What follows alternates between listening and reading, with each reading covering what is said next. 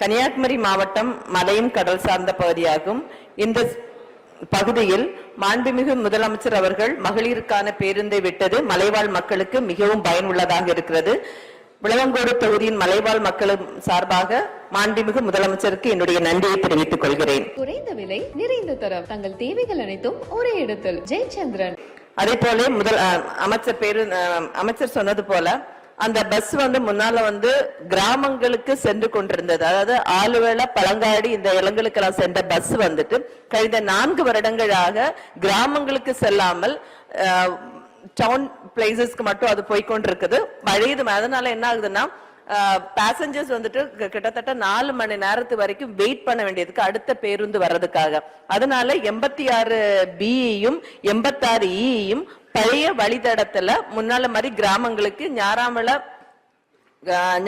பழங்குடி, ஆளுவளை போன்ற கிராமங்கள் வழியாக செல்ல வேண்டும் என்று மாண்புமிகு அமைச்சர் அவர்களிடம் பேரவைத் தலைவர் மூலமாக கேட்டுக்கொள்கிறேன். மாண்புமிகு அமைச்சர் அவர்கள்.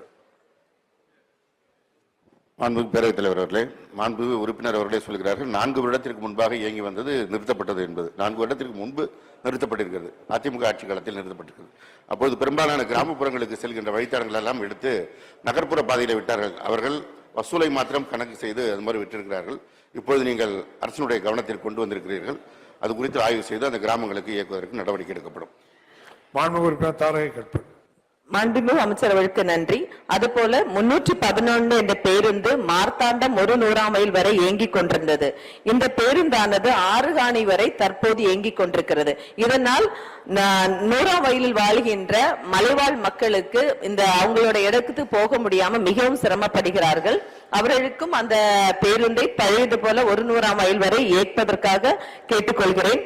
11G என்ற வழித்தடத்தில் ஓடிக்கொண்டிருக்கின்ற களியக்காவளை, தக்கலை, மேல்புறம், மருதங்கோடு வழி செல்கின்ற பஸ் நிறுத்தப்பட்டுள்ளது.